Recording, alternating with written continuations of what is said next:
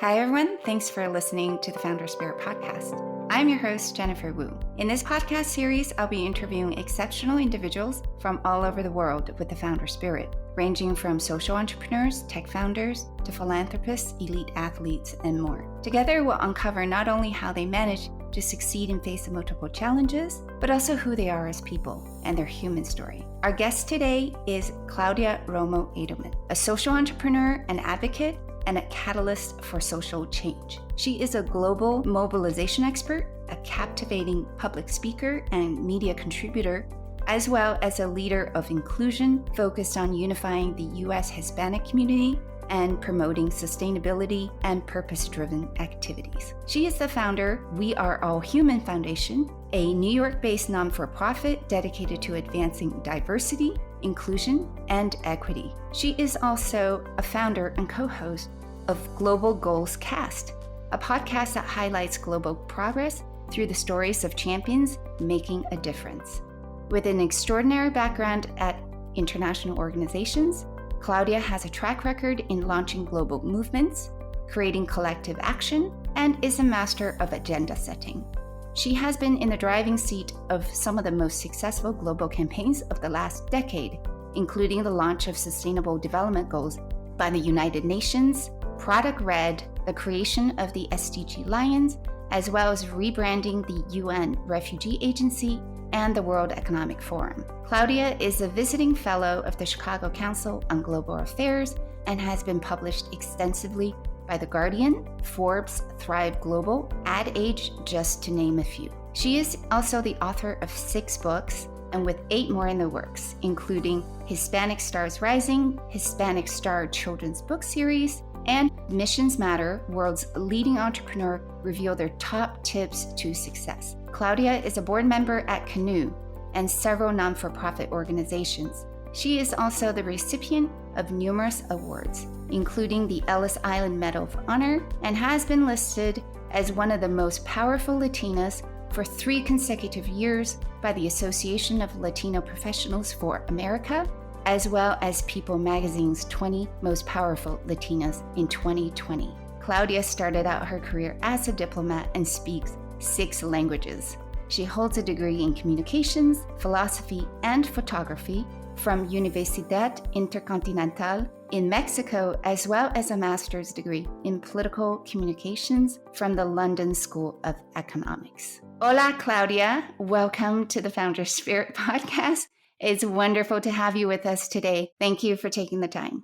Thank you so very much for the invitation and for that wonderful way to put my bio. Amazing. Thank you. Claudia, growing up in Mexico, I'm told that your childhood hero is Mafalda, who is a main character of an Argentinian comic book and cartoon series of the same name from the 60s and 70s. Could you please tell us who Mafalda is and how she became your childhood hero? Mafalda is a 6-year-old girl that was the main character of the Argentinian comic book from Kino, who wants to change the world. And she's concerned about humanity, about world peace, about injustice. She was always my hero because she was not afraid of asking questions and being unsettled with things that didn't make sense. She was unsettled with unfairness. She will not give up and she will not, concede. But at the same time, she was just a girl and a girl that wanted to play with her friends and be pampered by her parents. When I started reading Mafalda, I identified being very small, but having big questions and somehow big anger, about things that didn't make sense and seemed very unfair. And your late mother, Cecilia Romo, had an indelible impact on your life. In many ways, she led an extraordinary life as a national basketball player, a famous actress, and a cultural icon. I think she even met Fidel Castro at some point. Please tell us what your life was like growing up with Ceci Romo. She not only met Fidel Castro, she played one-on-one basketball with Fidel Castro in Cuba, which was a memory that I kept on hearing throughout the years as one of the most impactful pieces of my mom. Look, growing up with Ceci Romo, it had everything, the ups, the downs, the adventure, the inconsistencies, the fascination, all of it. My mom was a layered woman, a survivor and a fighter. She lost 2 of her 3 kids. They died when they were 18 months old. My father, out of desperation and anger, asked for her uterus to be removed without her approval when she was going through a procedure. And all of that happened, basically losing two kids, not being able to be a mother ever again before she was 30 years old. So for many, that could have been the end of their sanity and their life and their enthusiasm. But for my mom, she took strength by seeing others and her desire to be with me and take care of me. She took strength in looking at herself from the most optimistic place. So she took me to orphanages or terminal illness hospitals to make sure that she was able to compare herself and she was like, I'm better off than that. I'm not that bad. And just kept on beefing up in herself that sense of survival and revived. So my mom was everything, the good, the bad. She was larger than life. All my friends adored her. She found refuge at work. She was really working all the time and she did whatever she wanted. She started a career as a basketball player and then became part of the basketball national team of Mexico, represented Mexico everywhere in the world. When she lost her kids, she studied economics at 35 and then became a very successful economist, being able to have a serious career at her age and build herself up back. And then discovered that what she really wanted was to be an actress. And she adventured to go into that new world when she was 40. I mean, everybody told her she was crazy, you shouldn't do it. Basically, she did what she felt. She went for life. So growing up with Ceci Romo and under Ceci Romo's wing was probably the most important piece that defined me and defined who I am today. So the characters that your mother played, they were very often rebellious. I think she was like that in real life. And she also had a very expressive face. So she had a gift for comedy. It was funny and cheeky. So are these personalities that you also identify with?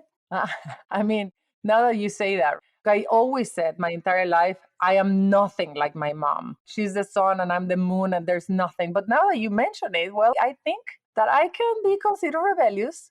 And lately I've started adding more humor towards the speeches I give. I started using more stand up comedy techniques to the speaking engagements I give, particularly to large audiences and corporate audiences, because I started feeling that adding that humorous piece helps for people to get uncomfortable truths and while they're laughing. So I can hit them harder if I am funny. I think we all say that we don't want to grow up like our mothers, but in some way that we all end up somewhat like our mothers.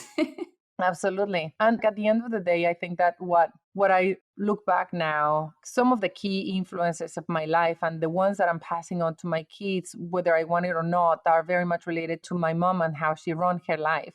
Regardless of those changes between a basketball player and redefining herself at 35 and then redefining herself at 40, it was very clear to me how it's not that she was fearless. She was petrified every time she had to make a change. It was hard every time. It was really the ups and the downs economically and socially, but she was not going to let fear define her life. She was not going to let fear take the decisions of her life. So I think that one of the key lessons I learned is how she was fear free and how much I wanted to do that. And even when she was suffering from COVID, you could see that she was like fighting for it and embracing life and loving life and trying to get hold of it and not being scared. And she wanted to cross that bridge.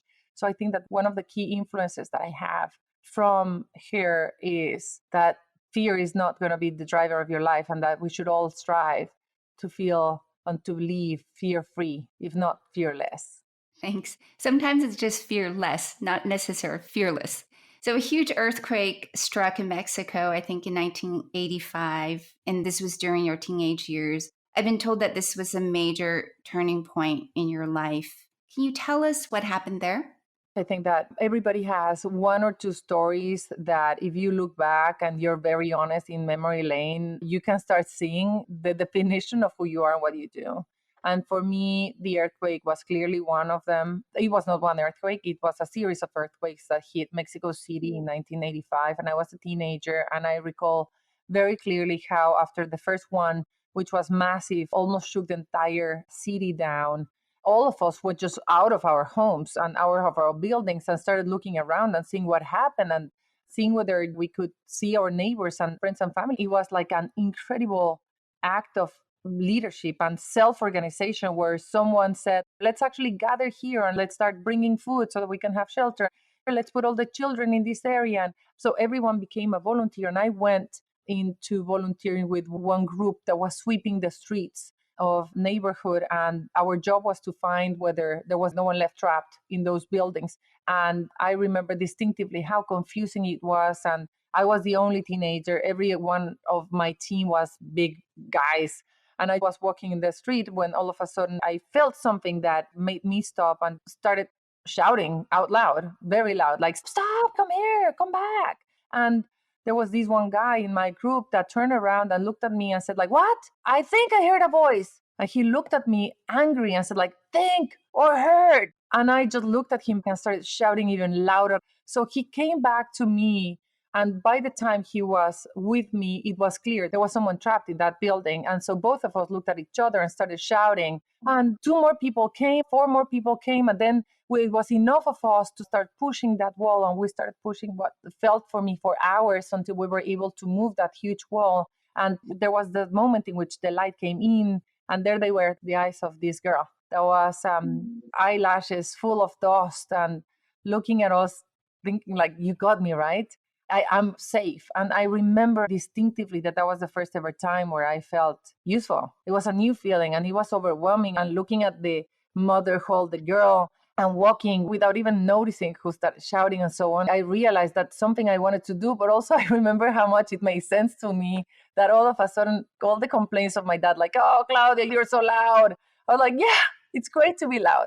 I was able to call on the attention of many people that didn't see something that was valuable, that was there. And I had been privileged and honored to be doing just that for more than 25 years, using my voice as a marketer, as a communications person, that I'm attracting the attention of people to put their hearts and mind to do something that probably they don't see or they haven't even seen before. A lot of the time, as young women, we're told to be quiet, to keep a low profile and not to draw attention to ourselves. So I think it's wonderful that you were able to find your voice as a teenager through this experience and use that as your superpower later in life to stand up for others, to channel Mafalda.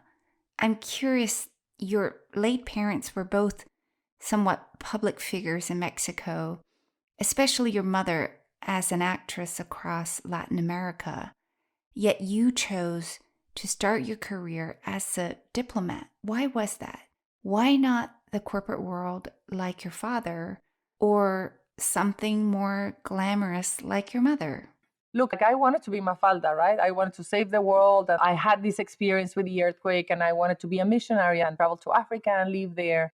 So I was not looking for fortune, but my father, as a fact, it scared me to be as wealthy as he was. I didn't want to do that. I was not attracted by fame either, like my mom, but I was attracted to change. And so it seemed to me that the world was so big and I got this opportunity by chance to get into diplomacy and it felt right.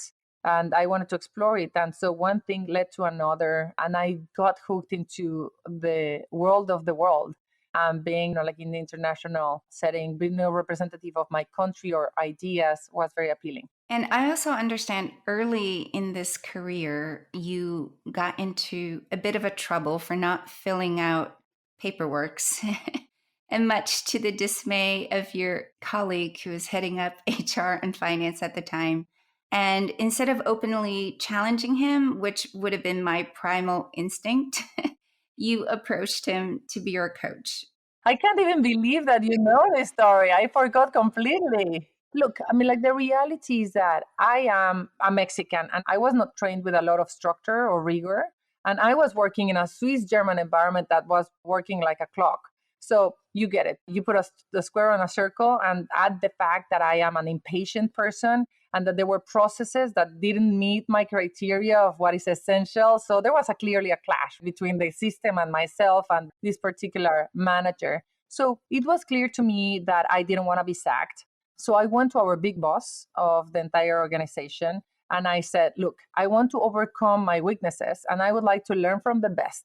And could you ask this manager who clearly was on a fight to get me out of the organization, to be my mentor so that I can learn in the next 3 months. So the big boss looked at me like I was crazy, and he was like, "Are you sure you want to have him as a mentor?"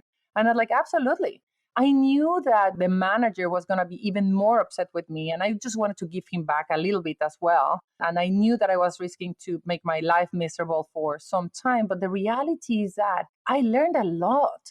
I learned how to be organized and structured the way that he was. I learned why it was so bothering for him to have someone like me that was absolutely not following all the processes. I not only learned why was he upset, but also I learned how to work in life from him, from that experience that turned out to be not 3 months, a lifelong mentorship where he was not only my mentor, but also became an ally. That's incredible. Sometimes things happen to us in the most unexpected way, I think, especially when the lesson is coming from someone who's not necessarily your ally in an organization. But I'm also told that one of your super skills is your creative drive. You're able to think out of the box, but also guided by your very strong moral compass. In an early campaign that you launched in Davos, there was something about these Swiss bells to calm the protest. So tell us the story. How did you come up with those Swiss bells? This has been forever, but it was the anti-globalization time, and people were throwing eggs and were very upset. Seattle destroying the windows of McDonald's. And so my organization became one of the targets of the anger of the world for the injustices that we had. Within the organization, I was managing the anti globalization movement and the response. And I knew that a lot of the anger was justified, but that the solution would come from the dialogue of those decision makers to try to actually listen to what they were saying as opposed to just being scared. And so we went to a number of places, and the security was every time bigger and harder. There were all these men that looked like turtle ninjas, all covered with metallic stuff and so on. And we started putting photos of people from my organization, putting a flower there, saying, "Look, we want to talk." Those images became very powerful and started getting viral. And so when we had a conference, which was really a target for the anger of people, we had more than 1,000 participants that started looking at what is the global agenda going to look like when you have so much anger, and people wanted to go to nationalist agendas again. So a symbol, like, it was important to demonstrate that we wanted peace and who was peaceful and who wanted to be in a dialogue. I remember I went to buy 500 Swiss bells and I hang them in the conference. And you can only imagine the presidents of the countries and the CEOs, where I was like, this is why everybody has to wear a bell. And I want people to ring the bell twice a day during the conference so that we demonstrate we're peaceful. And it was a media message. But the thing is that you could think a 23-year-old has that idea and that's fine. The point is that they did it. So it was crazy to have all these decision makers wearing the bell in their lapel and then ringing it. At some point, it became a massive media story saying decision makers want to dialogue with the street and want to demonstrate that they care. And it was important for me because it was the first time that I realized it's good to feel that people will follow. And it was the first time in my life where I felt that I had a clout and that I could be using a superpower like that to be convening and to be mobilizing people and leaders. And you've also been in the driving seat of some of the most successful global campaigns of the last decade, as we had mentioned. You were instrumental in the creation and launch of the Sustainable Development Goals by the United Nations. The 17 SDGs, as they're called, has 169 targets, and they initially originated from the Millennium Development Goals, but much wider in scale and ambition to eradicate poverty and to create a more sustainable world. Can you tell us what that journey was like in launching and creating the SDGs? At some point in my career, people realized that I was good at putting master plans. So they started moving me from one place to the other. I pretty much felt like a plant that people were moving from one office to the other. We needed to create master plans to launch and, again, mobilize the hearts and minds of millions and millions of people. The Sustainable Development Goals is the master plan for the future of the people on the planet. I 100% believe on it. I think that there is no plan B and there's no planet B either. So we better embrace them. And it's historic that 193 countries have signed it. So the question is, how are we going to make them famous?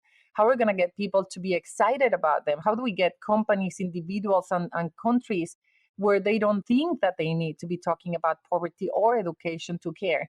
So I broke it down. I think that it was the most intensive work time of my life. I woke up every morning at 4 a.m.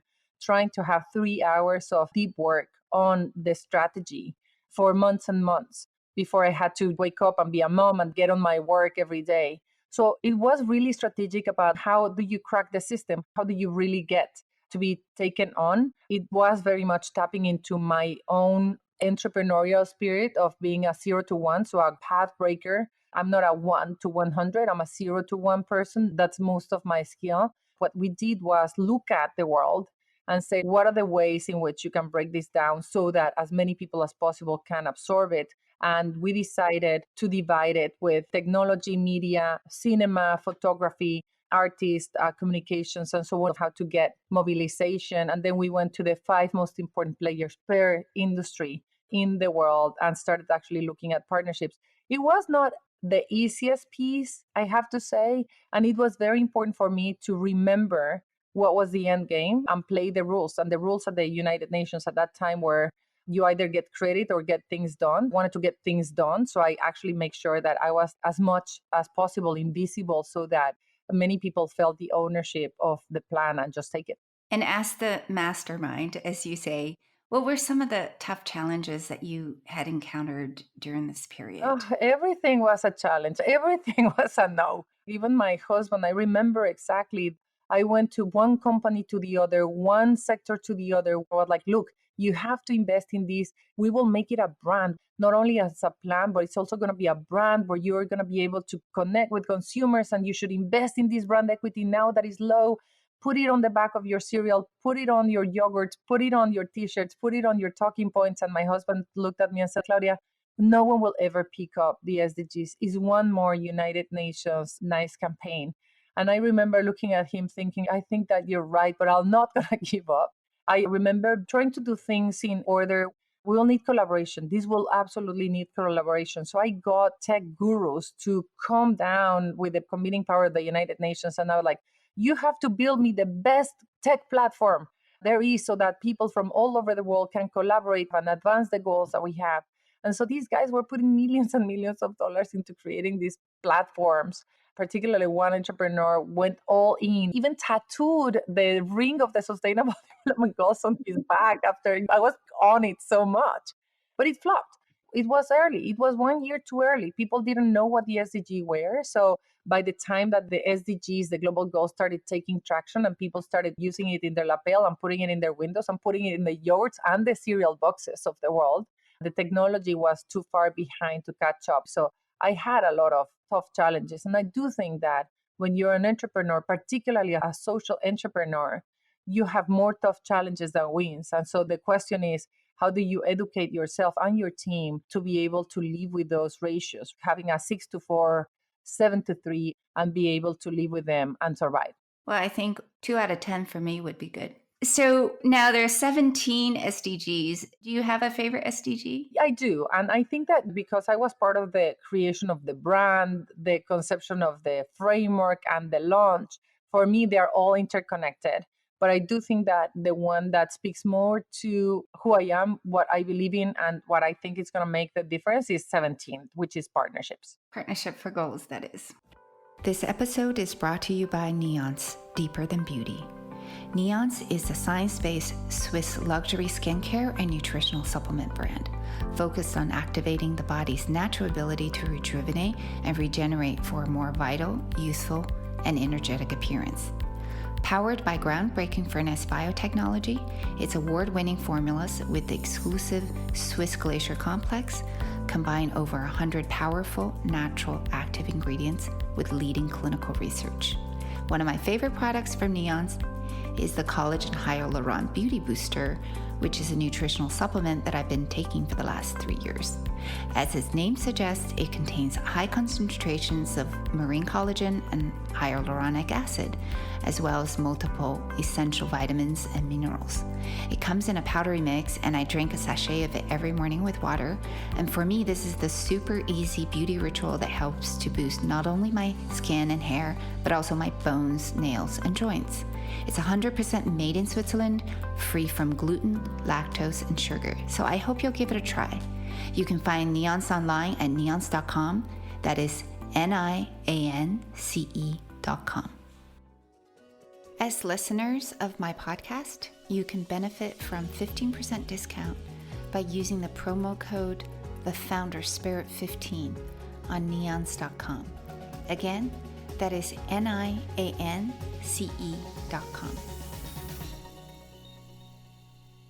So moving forward, in 2018, you founded the We Are All Human Foundation, which is dedicated to promote equity, diversity, and inclusion. Can you tell us what motivated you to launch this US-based public charity? When I was working for the Global Fund to Fight AIDS, Tuberculosis, and Malaria, one of my favorite people in the world, my former boss, Mark Daibo, we wanted to go to Uganda to bring them a massive check as a grant to advance their programs. And one day before going, there was a law that changed in Uganda penalizing homosexuality, which would have meant for my boss that he could either go to jail or be killed. That's when I started listening to him and saying, like, what we really need to do is we're not fighting AIDS or tuberculosis and malaria. We're fighting a sense of humanity. We're finding a sense of the disconnect of people. We all belong to the same human family. It was crazy. He was going to bring a massive check to help the people of Uganda, but he was at risk. And there was a sense for me in that moment that divisiveness was growing and getting more traction, and by far faster than any vaccine and any the progress that we had. So when I started working for the United Nations, I was part of the creation of a campaign to fight xenophobia, racism, and discrimination. But it was a bit too slow, a bit too hard to do it within the UN. So the UN helped me to set up We're All Human as a way to remind people just of that we're all human, to campaign for a world to remind that we belong to the same human family, that what happens to one affects the others. And if you allow the sense of otherness to grow, then the real progress of humanity can be endangered. So here's a Mafalda that's growing up now. She's actually alive. I'm curious, we're all human. And what does that mean to you to be human? It is as simple as that. We are all human. It is a straightforward sentence, but we seem to forget. We seem to forget when you look at the media, when you look at the videos, when you look at what people say. We're living in bubbles where some people have a sense, very much infiltrated with technology, algorithms, media, social media, that in order to get their business models growing, they feed you with what you want to hear, what you believe. And so it reinstates the self. When you go out of that, you're like, who are you? Why do you look so different than me and think different than me? And I don't want you. And that basic principle is so dangerous. It leads to populism. It can lead to things like Brexit. It can lead to separation, nationalism. It can really lead to consequences of the world that I don't want. So I think that if we could think back to what my former boss said, if we can have everyone reminded that we belong to the same human family, I think that we would make a big effort. And that was much earlier. And you could see the data. You could totally see the data of this divisiveness getting traction.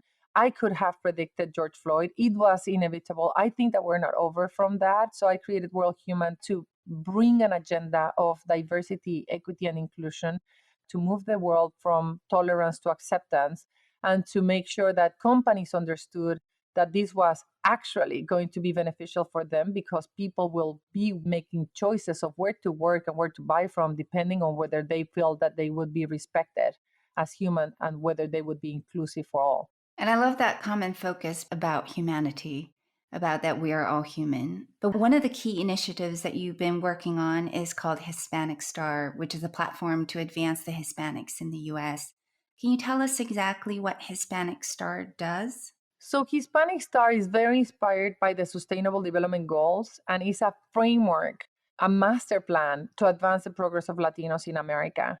I hope that this master plan can be scalable and replicable for other communities. And Hispanic Star is, as well, like the Sustainable Development Goals, a symbol to demonstrate Latino unity and pride, empowerment, a symbol to unify all US Hispanics. Like in America, we're very fragmented. Mexicans don't talk to Colombians, Venezuelans. We focus so much on our differences that it's so bananas for me. But it is also a platform to showcase the incredible contributions of Latinos to the country, showcasing that we're stars, that America is made of stars and we're one of them. So it is a symbol and a framework, and ideally will become as big as the rainbow for the LGBTQ, that when you see it, you feel this is good for Latinos. Why did you decide to launch Hispanic Star? Did you personally experience any discrimination or inequality? Did you see people falling behind?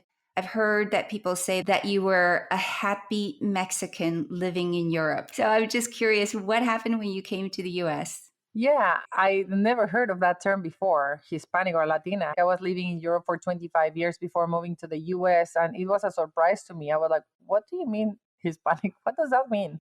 When I was in Europe, I was exotic. I could see the imaginary pineapple growing up on my head. I felt that novelty.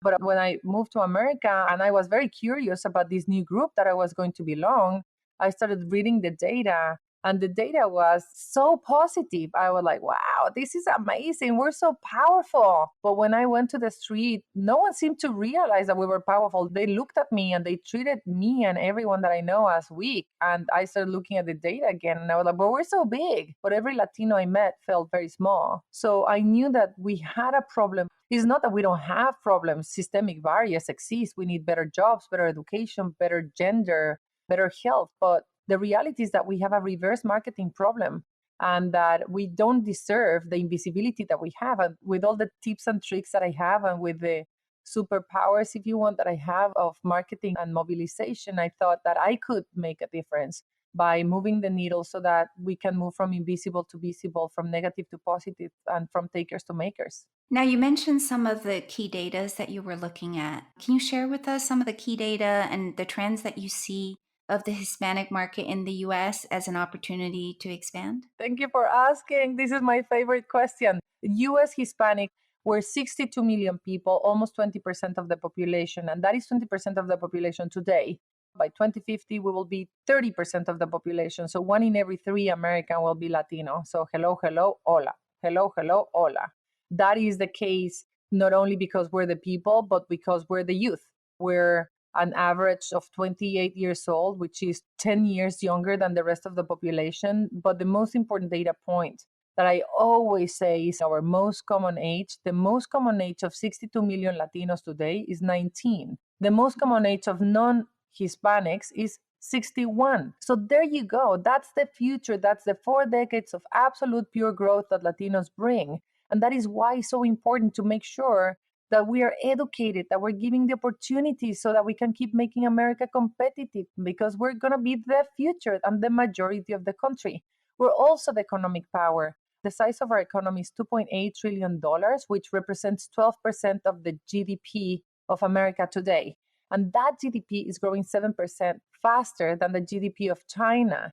So if you would start looking at the emerging economies in the world, the fastest growing economies in the world, you have China, India, and then Latinos.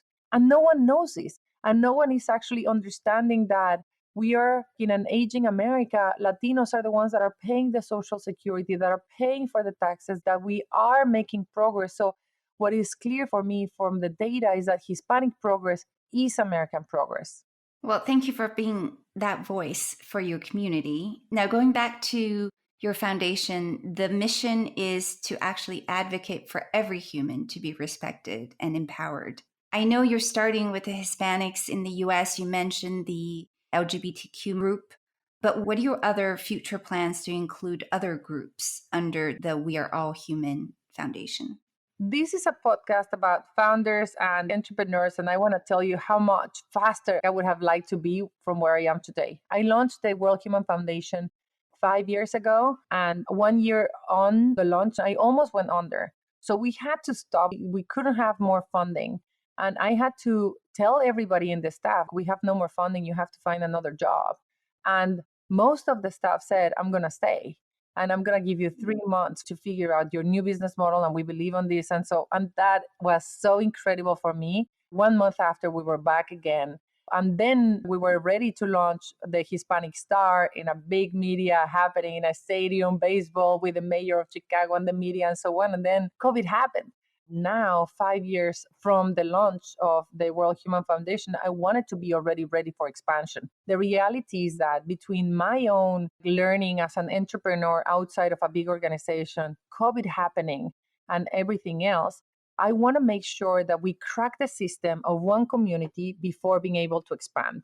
That would mean that if I am able to create the frameworks, the ecosystems, and the go to market so that companies and individuals can be mobilized towards advancing the perception and representation of one group. When we do that, which I think 2 years from now, we're going to be able to use the same model for any other minority that is oppressed, that doesn't have opportunities, and that needs to be invested on because it's the best interest for companies and for a country. So I hope that I'm going to start looking at the circles where Latinos interact first. 22% of Latinos identify as LGBTQ. One in every three African American is a Latino. We have big interaction, and the most common interracial marriage that Latinos have is with Asians. So I think that we want to start with those groups in which we're already having an interaction and then start exporting and scaling to different communities in different geographies. That's very fundamental because once you find the product market fit, you've defined your repeatable, scalable process, then you can really scale the business and move into other products and very similar communities in your case. Also, I wanted to ask you, Claudia, you are a prolific writer. You've now published 6 books and you have 8 more in the works. Can you tell us why you love storytelling and where does that ability come from? I am very focused on the goal. And for this community, books are important. I will do whatever it takes to get to the goal where we want. And if our goal is to advance the Latino progress and to make sure that every Hispanic is seen, heard, and valued, I realized that a massive pain point was that Latinos were never involved in any chapter of their history. Our history chapters were completely ripped off from the books. We don't appear in the American history. We don't appear as heroes. We're not seen and not heard and not valued at all. So books became important for this particular initiative and for this particular job. I never did a book before. I was not necessarily looking for it. But for us, for our community, it is important to appear somewhere. It gives us a sense of existence. For children to read about our own heroes, Roberto Clemente, Celia Cruz, Ellen Ochoa, it gives you a sense of if you can see it, you can be it. And also to elevate the number of Latino authors and to elevate the number of people that appear in books is important. So I started being very prolific about books only in this particular occasion because it is something that we needed. We needed visibility in a place where it was never given to us before. Just to mention that, Claudia, with the 8 books on the way, it's to complement the children's book series, both in English and Spanish, to a much wider audience so that the English-only speakers can get to know about these role models that we have in the Hispanic society. And I want to also ask you, because one of your books is called Mission Matters, World's Leading Entrepreneur Revealed Their Top Tips to Success, which you co-wrote with Adam Torres, featuring top female professionals who share their lessons on business and leadership. So in your opinion, what has been the key to your own success? It always shocks me when people say your success. I define success in very different terms, and I don't feel very successful because what I consider success is not done. I would like for Latinos to feel proud and for Latinos to be paid better. So I don't feel that we're there at all. But I think that the way I get things done and where I try to be more effective is very simple. I vision it, having a vision, planning, and execution. I'm a very determined and driven person. When I have a clear vision of what I want to achieve, then I'm disciplined and I plan to get it done. And I'm a hard worker and I don't give up easily. And as a fact, I don't give up at all. The last piece for me is that I have made great friends all through my life that becomes a network and an ecosystem of support. So I think that if you have the elements of having a vision, that vision can be convincing for others to follow. And if you have an ecosystem, that makes a huge difference and having a great plan and then execute and repeat and repeat. And the planning and the execution comes from your mentor, I presume? Pretty much. This is my Swiss guy. Exactly. I could see the plan. I dream in Excel files. I dream in to-do lists and so on. I'm very systematic about that. That comes from a macro planning, and then the micro planning becomes part of the bigger picture. Claudia, you're also a co host of a podcast called Global Goals Cast, and you seem to be doing so many things at the same time. And I know that you're also very generous with your time. So, how do you manage to do it all? I don't do it all, but there's so many things to be done, and I want to do so much. And I do have a serial entrepreneur mindset. And I'm very clear with people when they want to work with me and next to me so that they don't get scared about the velocity and the volume, but also the width of the thing. So I am too impatient to wait for one thing is done to get into the other. It doesn't mean that I do everything efficiently, but I am an obsessive planner. Maybe because I'm a woman and also a mom, but I do plan everything. I plan my free time, my sleep time, my thinking time, my mom time, my wife time, my deep work time, everything. And I think that, as I mentioned before, this comes from a macro planning. And so every year for the last 20 years, which my mom taught me, and we were doing it together. And then one of my best friends joined us 10 years ago, and we've been doing that again every year.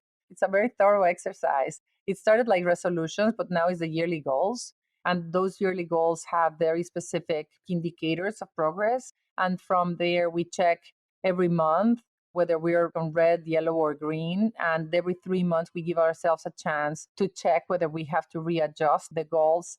Once, whatever years, we plan the bigger thing, 5 to 10 years plan. So as you see, it is what I want to be in 10 years, and how is this year going to help me to get there? And how is today going to help me to get there? And is this part of the things that I'm doing? So by having a serial entrepreneurial mindset, unless you have the bigger plan in mind and the discipline to be checking on what you do in daily basis, it could be too much. But I think so far so good. So I don't mind the million things. Can you share with us what those 5 to 10 year plans are? In 10 years, if I look backwards, I want to be a social entrepreneur and an activist. I want to be a family person, devoting enough time to my family so that I can have a healthy relationship with my kids, my very numerous family, my husband. But I want to move towards setting up a business to generate wealth so that I can also demonstrate to Latinas how important it is stepping on your feet and having your own capital and generating multi-generational wealth on my own. I want to be an investor, and I want to be a media person. I want to be able to have a voice and have authority. So pretty much all that. So she does do everything, or at least she wants to do everything. And I haven't started in a number of things. If I want to be an investor in 10 years, then I start once a week, I read about what investors are investing on. It doesn't mean that I'm going to act on it, but I want to start planting the seed in my head. I love that. You're actually inspiring me to plan because I don't have any of these plans. I'm allergic to planning. I don't believe you. Looking at how you plan this podcast, this is the best podcast plan I've ever seen in my life. I don't believe you. I think that you should consider that it is an idea of yours that planning, but deep down, you love planning and you should embrace it. The idea of the podcast started out, I was wide awake one morning about a year ago. I couldn't sleep, and the idea popped into my head.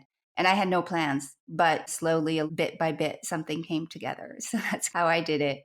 The part how you need to check on the progress, I think it's really, really important because we always make these resolutions at the beginning of the year and then something gets lost. The idea of going back and checking on the progress throughout the year is really, really important.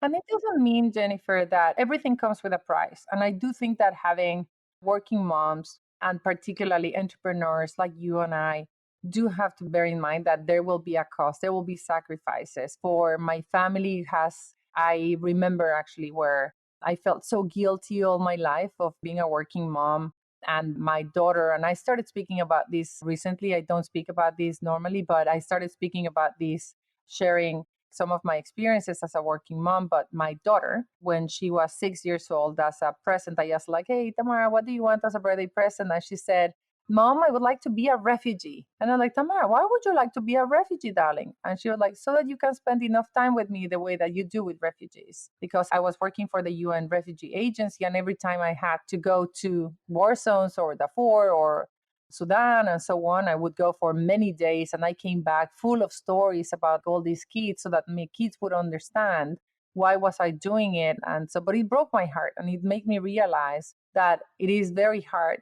to do it all and to have it all. And it's not possible, but you have to choose one at a time. A couple of years ago, I asked both of my kids when they were like 17, 16. I said, like, so guys, do you feel that you're different to other kids because I left you alone for so long? And they were like, did you leave us alone for long? And I was like, you didn't realize it. That's awesome. See, I have a similar story because my daughter, who's now 14, she would say that when I was working at the startup, I basically ignored her. So that made me feel very guilty. She did say that. She said, you ignored us. You were working all the time. We always talk about work life balance, right? And you'll make your colleagues happy, you'll make your kids and your family happy.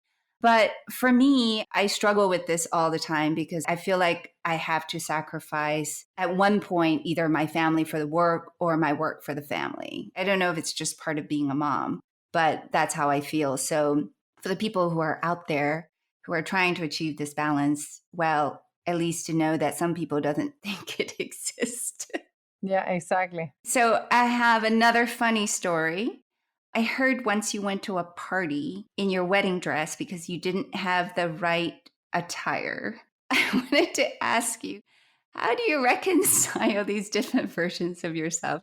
The woman that I'm looking at right now, highly functional professional with straight hair and perfect makeup. And then there's the curly haired, bohemian, loud, funny Latina. How do you reconcile with yourself? Your research is incredible. You should be a detective. I don't know where you find this, but that's true. The wedding dress story is because we didn't have anything proper to wear. So why not? I had my wedding dress. That was the one thing that was standing in the wardrobe. But look, the reality is that I am liking these new generations that are so fluid with everything and you can be anything, because for me it was always a struggle that people didn't know where to put me, whether I was a serious businesswoman or a humanitarian. I don't mind at all going to refugee camps and sleeping in the floor in a sleeping bag with nothing, very basic conditions, or being in a 7-star hotel somewhere in the world. It's equally pleasant. I think that for me, for the background I had, my parents divorced when I was 2 years old, and my father was ultra wealthy and living a very ostentatious life. And my mother, with all her changes, every time she changed profession, she had very ups and very, very downs. When she moved and being an actress, she didn't even have money to buy food. So we went to the theater with her colleagues and dancers, and they would actually cut piece of their bread and give it to me and feed me. And I learned how to be comfortable in both. I was comfortable sitting down next to the president of a company or the president of the country in my father's setting, and then being with dancers that were sharing their bread and they were dealing with AIDS and they were poor and they were both my universe. So I think that I learned how to be very comfortable in a number of financial, social, and political settings. So a little bit of that fluidity that is now happening in the world is very convenient for me because I'm like, oh yeah, exactly. We can all be everything. That's an extraordinary story, by the way. Claudia, you also majored in philosophy at university, so I know that you're a dreamer. So, what are some of the philosophical questions that you're still asking yourself today? The one that is never going to leave me is the lottery of birth. I don't understand how is it that the lottery of birth determines people's future for lives forever, their destinies. I want to defeat it. I want to change it. I want to understand how someone can be successful or unsuccessful only because they happen to be born in one country or another. Recently, I started thinking a lot since I moved to America about values and driving principles that create a national consciousness and the collective consciousness of America that is so very different that I was used to. So I started looking at those questions about what are the basic principles and values that make a nation great, and how long, when those values are so unstable, can that leadership last? That's really interesting. I do have an answer to that question, by the way. It's called karma. Because I'm a Buddhist. That's the lottery of Ah, birth. the lottery of earth is karma. Okay. I never saw it that way. I'm going to have to digest that. I want to go back to the point that you mentioned about what are the values that make a nation great. As a communications expert, what do you see happening in the media today? Media, I used to be a media person. I studied communications and I actually was a journalist for the start of my career. And I did it as Mafalda. Let's tell the truth. Let's inform the people. Let's advance democracy. And it hurts me to see how much trust has completely eroded from media institutions, how much media really deserves to be distrusted in some capacity, and how much that comes from the inability to really produce that democratic task that media was supposed to fulfill. For example, if I look at Latinos do not trust media at all. They trust their employer by far more than any other media organization when it comes to information. So I believe in democracy and I believe in the democratic role that media can play in informing people objectively and educate their own decisions.